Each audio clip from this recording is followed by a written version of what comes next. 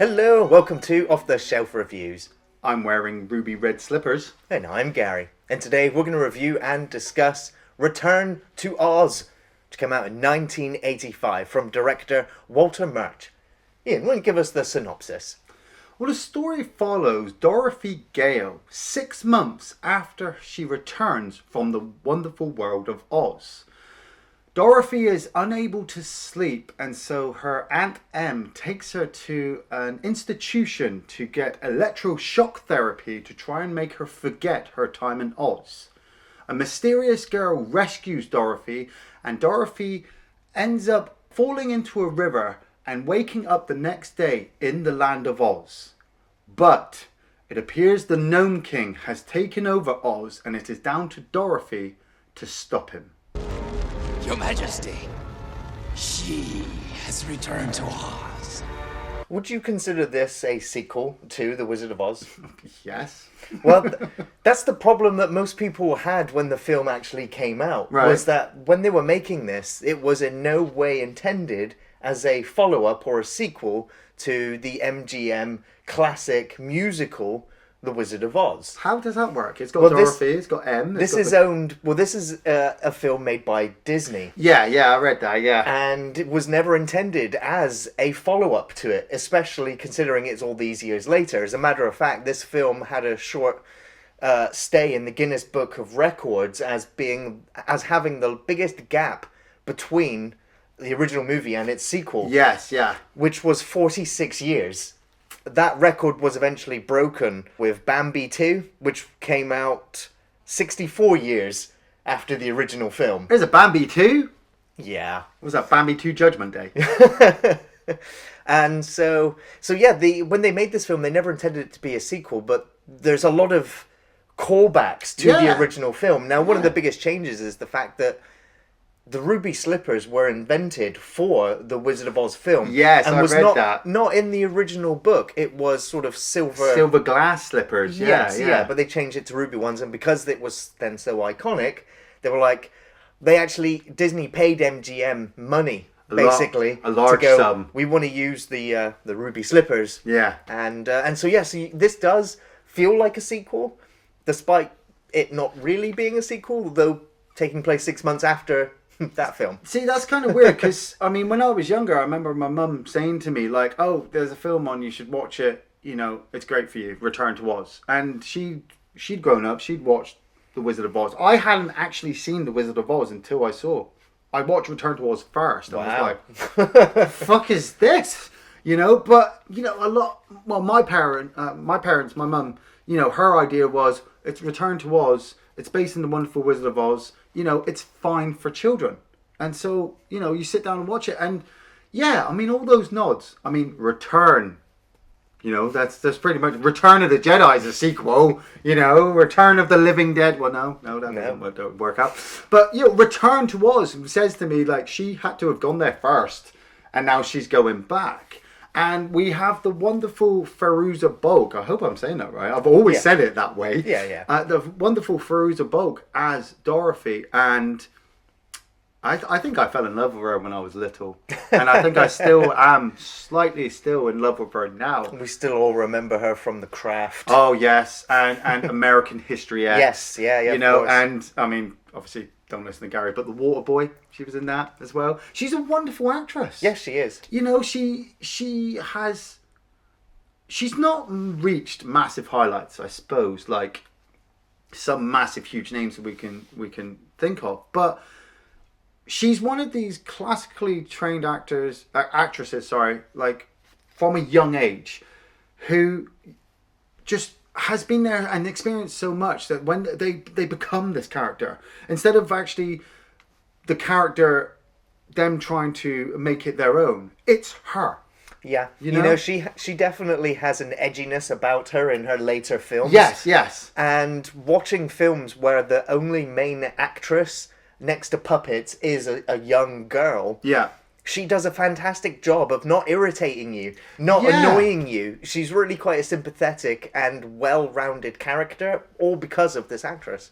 But I also think I think with this film, it's because of the sinister tone as well. You know, we start off with Dorothy living on the farm with her Aunt Em, played by Piper Laurie, from the Carrie series, and her uncle Henry, I think it is. Yeah. And 6 months after, their house has just been whipped up into a tornado and been destroyed. I mean, we all know the fucking story to Wonderful Wizard of Oz, so I'm going to replay that one for you. But she's come back, and now they're facing mortgages. They're facing bank repossession. Dorothy is unable to sleep, and her auntie and uncle are really worried about her, like she's sick, and they have to go get her help. They think it's for her best interest as well. Yes. And so, yeah, they sign her up to this institute. Yeah. Even when you see the place, you're just like, oh, no. Yeah, and when Jean Marsh, who's the head nurse, opens that door, it's the woman in black, dude. Okay? It's the fucking woman in black. Well, it's Queen Bathmorda from Willow. Willow. From Willow, Would you like to go for a ride, Dorothy? That's scary. Scary. Yeah. And it's the way they invite her in, like, oh, yeah, we'll take care of her. It's all fine. And we have the wonderful Nicol Williamson. Love that guy. Playing the lead head doctor. Yeah, I know. What, you're going to gush all over him. It's Go on. Merlin from Excalibur. It's also the sword guy from Spawn, but we don't talk about that. No. But he's got the great presence as well. I mean, yeah, like we said, Aunt Em is taking Dorothy there in her best interest. She wants her to get better.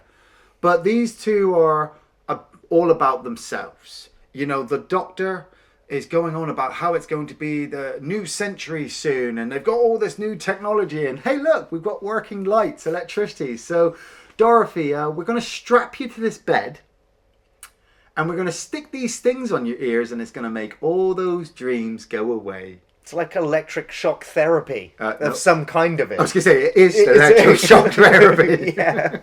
Pretty soon they'll draw all those unpleasant dreams out of your head. But I love the way that he simplifies it. He's like, look at this torture device. It has a face. Yeah. Look, it's his tongue. Ooh. It's like, wow, Now, of course, even seeing this film at a young age, the sound effects of the gurneys being pushed around the hospital, the squeaky wheels, yes, the squeaky wheels, which would turn up in later horror movies to haunt you, would of course be the sound effect used for the Wheelers later on in the film. Yeah, it's of course the same actor who's pushing the gurney around as well. And that's the thing, the porters. I mean, I know I'm looking at this from an older perspective. I didn't get it when I was younger, but they look like they work for the fucking tall man from Phantasm. I mean, the colours drain from their face, and they're walking around like zombies. And I'm like, this is not a nice place. Why are we here?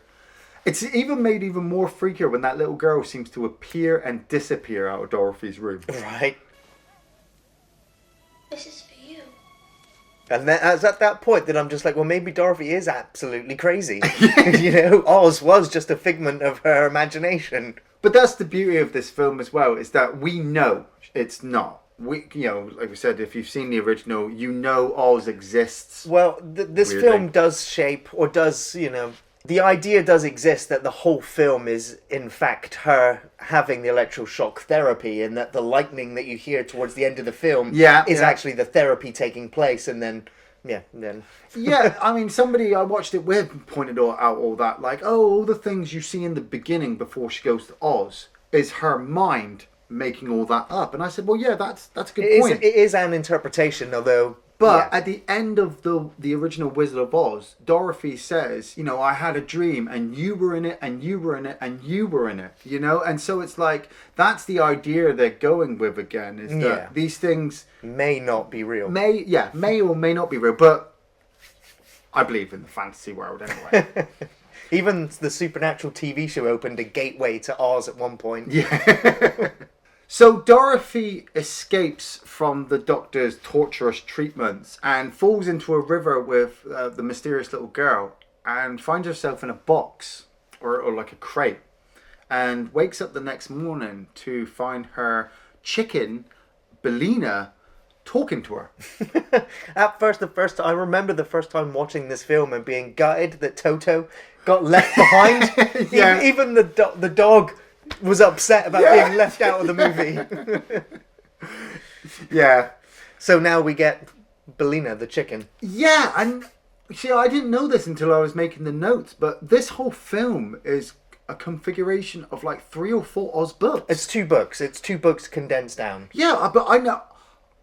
Not only did I not realise that The Wonderful Wizard of Oz was based on a book, I've never read it. Nobody'd ever said it. And the only time I've ever spoken to people about Oz is, you know, oh yeah, I've seen the film, the musical with Judy Garland, and it's so wonderful. And so I've never known anybody to say, I've read the whole series of books and they're absolutely brilliant. Yeah. Seeing this one, you know, a lot of people, they were unsure about the film because of all the different things. Like you said, Toto not being there, and the Cowardly Lion, and the Tin Man. It's not a musical. It's not a musical as well. And I read in the notes that, yeah, there's a configuration of 2 different books and 2 characters from this. And so it kind of made me feel even better that I enjoy the film that much. That I realised that The Wonderful Wizard of Oz isn't just contained into this musical movie. It's actually got an expanded universe that I never knew about. And some of those stories don't even involve Dorothy at all. Exactly, yeah, like TikTok, the Army of One. Yeah. And the story of Jack Scarecrow as well is actually a little boy who has that story. Wow, that's awesome. But for fans of the books, there are a lot of characters that's in this film that you will recall and recognise. And yeah, and they're done very well. I love it because, you know, like I said, the sinister tone is still in the film. As soon as Dorothy gets out of the box with the chicken, you know, she tells Bellina that Oz is surrounded by the deadly desert. Anybody who touches it turns immediately to sand. And I'm like, wow, that wasn't in the first film. Holy shit, you know? You know, you see those faces appear in the rocks, starting to take messages to the Gnome King. So somebody's stalking her. And then when they come across her old abandoned house, the yellow brick road is destroyed. Yeah, yeah. And you're like, oh shit, something bad went down here. Yeah, in the short space of time. But then again, I don't know how much time has passed since. Yeah, I don't work out time dilation in the land of Oz, dude. Seriously. No. But she decides to follow the yellow brick road all the way to Emerald City. And when she gets there, she finds everyone's been turned to stone. Yes. And we also get to see the Tin Man and the Cowardly Lion. Yes. Who look nothing like their original film counterparts. Well, okay, let's remember the original Tin Man was just a guy sprayed silver, and the original Lion was a guy with fur glued to him.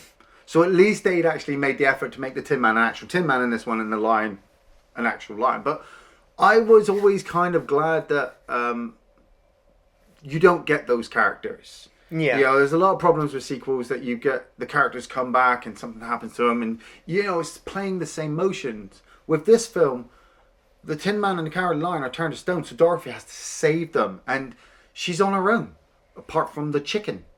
Well, it's not long until she soon wanders into a room and finds the Emerald Army. Yes. TikTok. Yes, the great designed TikTok. Really great designed. Yes. He has 3 levers on his back, which he can't reach. Yes. I was meant the puppet tree itself. It is, yeah. I It's mean, very memorable. I mean, I never really understood how this brass man droid thing was supposed to stop armies all by himself. I mean, especially when it winds down so quickly. Yeah, you know, and he kind of poddles along, and then he stops. I'm like, where's your miniguns and rocket launchers? That would totally make you an army, you know? But it's the fact that it's the whimsical childlikeness of it, isn't it? Dorothy is there and she's reading on the back, turn this one to think, turn this one to speak, and turn this one to move. You know, and you're like, oh man, I wish I had a TikTok. Man, you know, it's no Terminator. But it is a robot protector who is loyal and caring of her. Yes. Yeah. And willing on taking on those wheelers.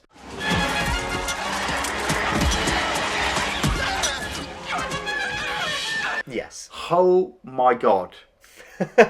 Those wheelers are frightening, especially for children. I remember my younger brother having issues watching this film because of how terrifying he found it. Those masks, dude. Yeah. And then when they turn and they've got all the painted faces and they're just constantly laughing. I think that might have started my love for the Joker. Right, yes. You know, the crazy laughter.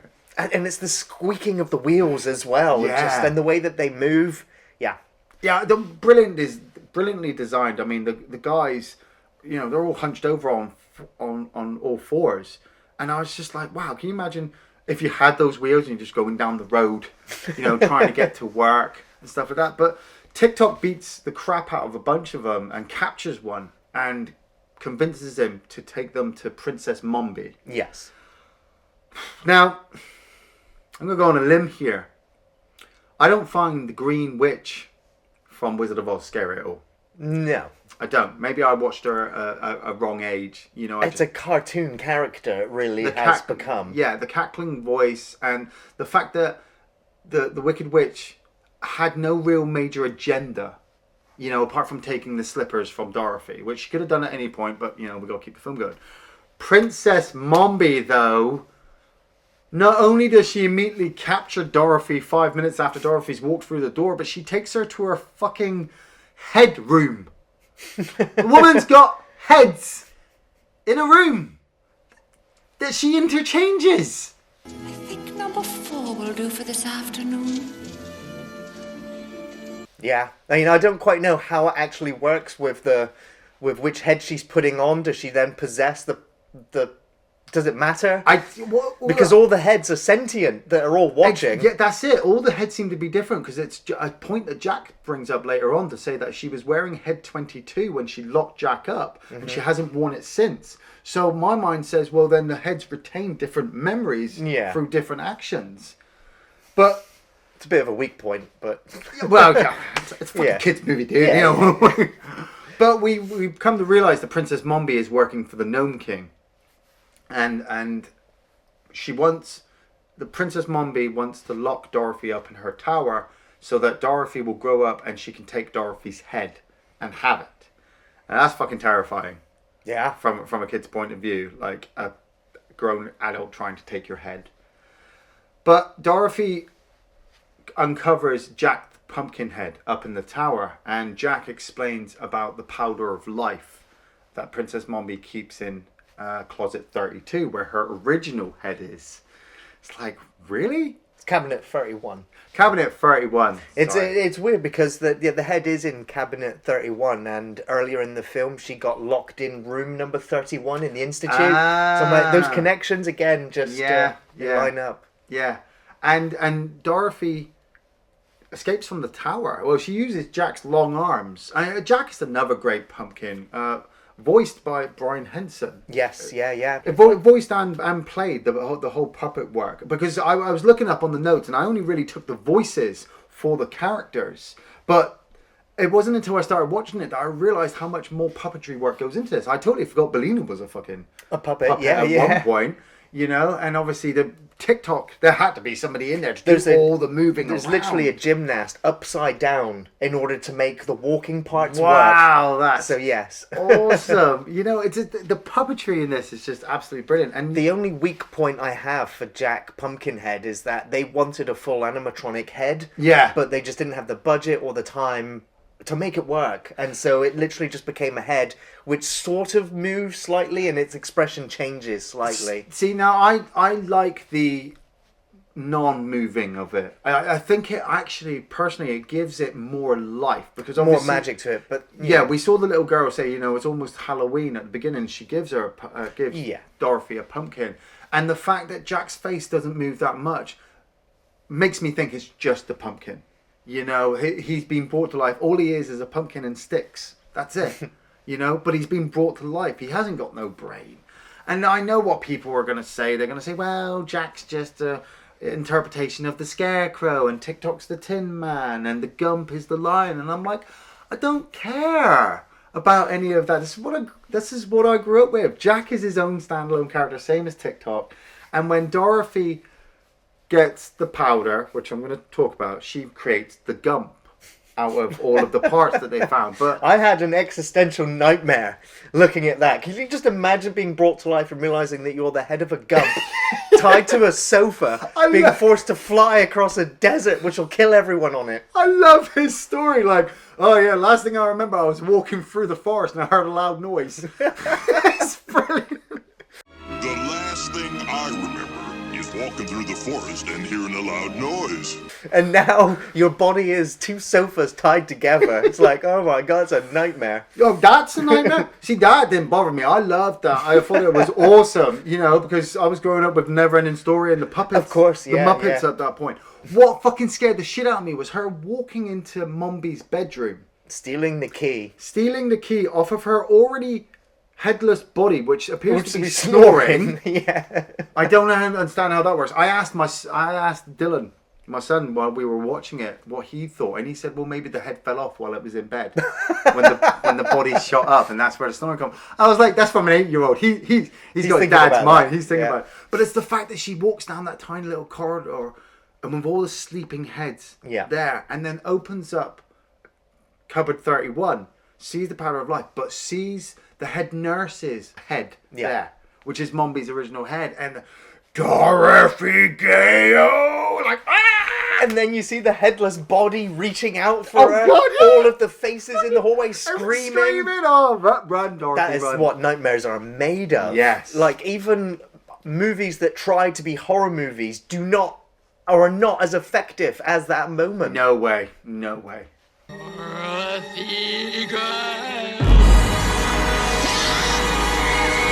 But Dorothy has the powder of life. She's brought the Gump to life. They've got everybody on board of the sofas, and they're flying across the deadly desert towards the Gnome King's mountain. You know, a part of me was just like, as soon as they went out that window, they should have just all hit the bottom and just died horrible deaths. Where I'm like, okay, yeah, it's magic. This is fucking magic, dude. I'm going to believe this Gump can fly. Yeah, we believe With a the lot weight of less. TikTok on the back of it as well.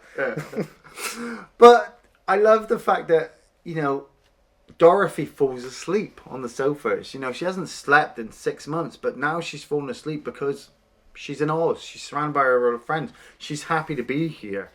And it scares me as well when the Wheelers get sent after her. Mm-hmm. And you see a bunch of them fall into the deadly desert and they just turn to sand immediately. And you're like, you do not want to fucking touch that shit. No. And it makes it even more worse when all the ropes that are holding Gump together start to fall apart, and they all just start falling from the sky. Well, I mean, they try to rescue Jack's head first, and like, you know, they manage to get it, but then everything falls apart, and they all just crash down onto the Gnome King's mountain. And TikTok's like, "Help me up, pick me up, pick me up."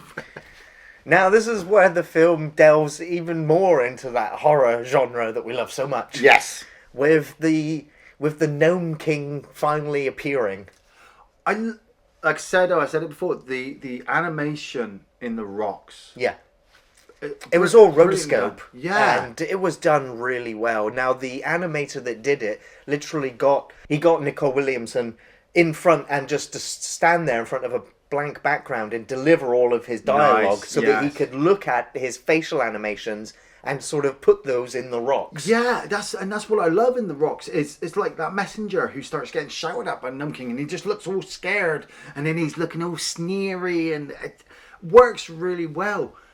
And the Gnome King's explanation is pretty damn good as well. Like, Dorothy says to him, You stole all the emeralds from the Emerald City and you're the bad man and we're the army that's come to stop you. And the Gnome King explains to her, like, I'm the Mountain King. They dug into me and stole the emeralds from me. So I'm only taking back what was mine. And I'm like, he's got a point, I suppose, you know? Yeah. All those emeralds in the Emerald City really belong to me. Kind of went about it the wrong way, but, you know. But he's taking his fury out on Scarecrow and all of the current residents of Oz when they probably didn't mine No, that's or build it. the city. I mean, Dorothy says to him, like, you know, the Scarecrow got there and the emeralds were already there. So he didn't steal anything. But the Gnome King's like, no, I'm going to blame everybody. Because you secretly realise that the Gnome King sets up a game and sends each one of our heroes into his trophy room. And if they can find the Scarecrow, turn him back to his form because he's been turned into an ornament, they'll be set free. But if they make 3 wrong guesses, they themselves will be turned into an ornament. And as each one of them is turned into an ornament, he starts to become more and more human. And it is fucking brilliant and terrifying at the same time to see Nicol Williamson start to slowly take shape out of the rock. It's a badass outfit when he's sat there in his actual throne and it's made of rocks and there's rubies and gems in it. The makeup work, he just blends in perfectly. I was watching it and I was just like, does he even blink? Because I don't think he does, mainly because there's so much makeup around his eyes, it probably stung like fuck. But yeah, all of Dorothy's friends fail in trying to locate the Scarecrow's ornament. Well, all but one. TikTok comes up with an idea. Yeah, he comes with an idea about playing dead, essentially. Yes. And so he gets to make a choice in front of Dorothy. But it's also at this point that Princess Mombi has turned up. And at this point, the Gnome King's just like, yeah, don't worry about it. I've got Dorothy exactly where I want her. Yeah. You'll never have to worry about them again. But he does get a little bit upset or at the thought of the fact that Ozma might have also escaped Mombi. Yes. Which she hasn't. She's still locked in a mirror at this point. But Dorothy, she kind of trusts her instincts and feels around in the dark, essentially, until she eventually discards one item and picks up a giant emerald. Yeah. Dorothy! Such places. And we realise that each one of our heroes, Dorothy explains to us, everyone from Oz is a green item. So all the green items you can find, turn them back. Just say Oz and bring them all back. And they start to come back. And the Gnome King starts to become less and less human. And then his rage comes out and he smashes into his trophy room and he starts to eat the gump. Yeah, damn. He swallows the couch, but they manage to pull the gump head away just in time. Then he sets his sights on Jack Pumpkinhead. Yes. And does manage to grab him. Now, throughout the film, we've seen that Princess Mombi and the Gnome King and the Wheelers have been pretty upset with the fact that there is a chicken. Chicken! And it's at the point where he's dangling Jack right above his mouth. Yeah. When Bellina, who's not laid an egg since the beginning of the film, drops an egg down the Gnome King's gullet. Yeah.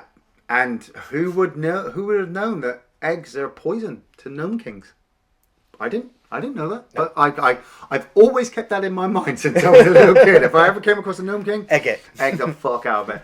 And the way he breaks down. Yeah. You know, his eyes turn white, his skin solidifies. I think it turns into actual rock and then he just falls in on himself. Yeah. But there's also like a little skeletal resemblance in the last few stone features as it falls in.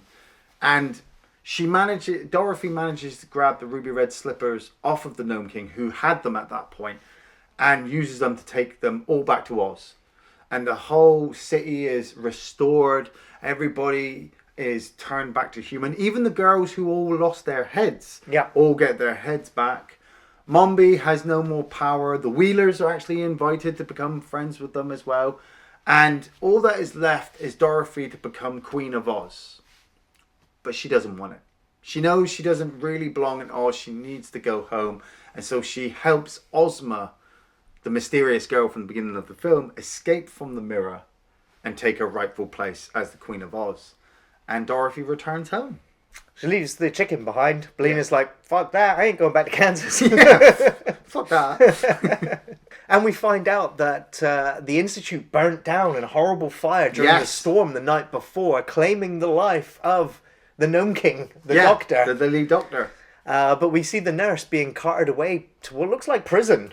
Well, you'd think it might be a medical thing, but it looks like she's being incarcerated. Yeah, I would say so. I mean, because we hear at the beginning that there are patients in the basement, you know, and obviously, like I said, those two guys, the head nurse and the doctor were just fucking evil. So she deserves to go in prison. But it's resemblance as well of her being in the cage. Yes, of course, in Oz.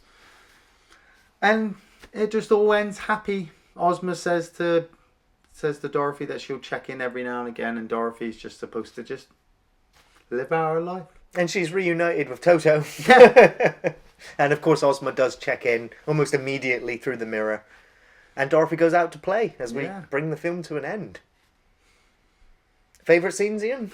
I have quite a few. I mean, I've always really liked Return to Oz. I think primarily this might have been the start of my sequel horrage. You know, I've always really loved sequels. They always seem to up the ante of the original, and I think the first one might have been Return to Oz. But my first favourite scene is when the mysterious girl and Dorothy are hiding behind the coats in the institution. I mean, you know it's an 80s film when people try to hide behind coats. You can't do that no more. People know to check. The Gnome King and the messengers, just the effects of all the stuff they did with the rocks. You know, I love the fact every now and again you see a sneery face in the background watching them. You know, all the hands making the doorway. Yeah. You know, and like we said, Nicol Williamson, he looks so brilliant when he sat there in his suit, but lending his voice as well to the rock effects as he's talking. Just, it made the Gnome King a real plausible enemy. Not like I said, the evil witch in Wizard of Oz didn't scare me, but the fucking Gnome King does. TikTok whooping ass with the wheelers. He's just like, Dorothy, give me that pail, and then he stands on the spot, spinning around, beating the fucking shit out of him. It's like, yeah. I love the fact that trees literally grow lunchboxes. Oh yeah, where you can pull out a ham sandwich. yeah. Well, luckily it wasn't roast chicken. Yeah. The head closet. It'll always stick with me with this film. I mean, Princess Mombi was a scary character, but the fact that she had like over 30 heads all stored in these cages, and the heads, you know, it's not like the heads are innocent. They are still evil. And they want to capture Dorothy. They want to help Princess Mombi. It's just a horrible image to think of. And my final sequence, final favorite scenes is the Gump. I kind of just, you know, Jack's a bit dim-witted, and TikTok, as smart as he can be, is really badly designed as an army because he can't reach around and wind himself. But the Gump is just a poor soul who was wandering through the forest and was killed. Yeah. And now he's come to life and he's a settee with wings, and they're like, flap your wings. He's like, I don't even know if I can. You know? Or the line when they land on the Gnome King's mountain, and he's just like, man, if I see another Gump, I'll die a second time. Yeah, the Gump's great. But they're all memorable characters, just as memorable as the original cast of characters in The Wizard of Oz. But for me, the favourite scenes is the Gnome King. From the moment they arrive on his mountain, all the way up to him swallowing the egg. Watching him transform into becoming almost human before this fiery volcano kind of rock emerges. He is, I've always really loved Nicol Williamson. His voice, the gravity he puts behind it. It's a menacing character.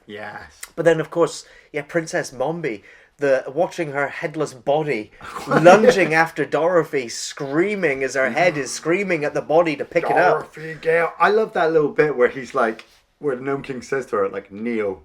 And she kneels down. Lower. And she lies flat on the floor. And he's like, lower! And then he laughs off like, I know you can't go lower. It's like, you bastard! Right. So it's an easy recommendation from me. This is a horror movie for children. It's if they've seen enough films, then this is where you get them started on being interested in scary movies, or you can test their reaction to some of the moments that happen in this film, because it's gonna have a lasting impact. It did on me as a child watching it, me too. And even watching it now, I still really appreciate the horror moments that's in it, because it's helped set me up for films that I'd come to love much later. There's a couple of effects in the film which don't hold up. Like when she first gets to Oz, you can see the green glow around her where they've not done the picture-in-picture properly. But it's 85. I mean, you know, I was reading on notes that they haven't gone back to obviously tighten it up, make it Blu-ray, and get it all ready for people to get hold in their collections. I mean, the VHS came out and then it just went out of print. Well, yeah. You know? It was a discarded film, but I think it is a forgotten gem. There was, a lot of negativity when the film came out. It didn't particularly do very well for Disney either, that were trying to make a lot more live-action films. Yeah. But this film is actually a treasure. It's really well acted. The puppets are great.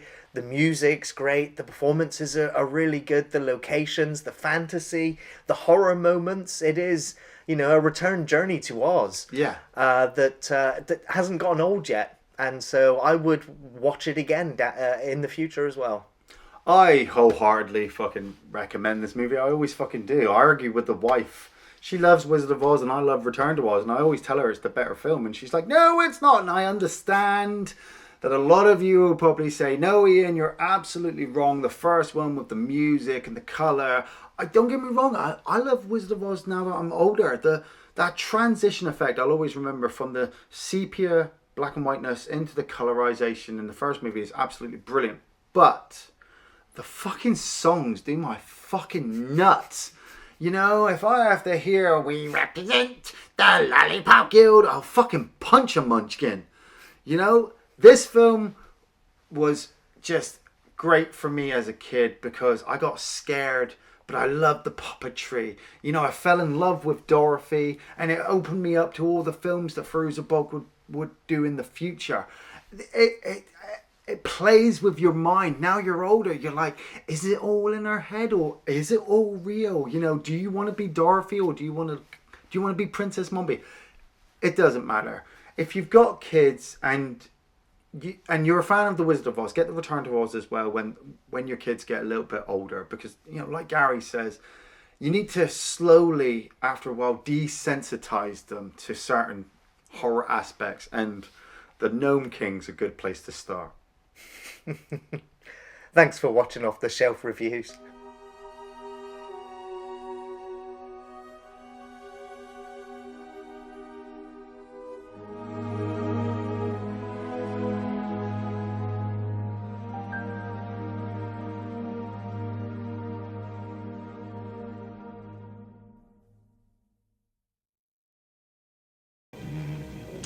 I should have quit when I was ahead.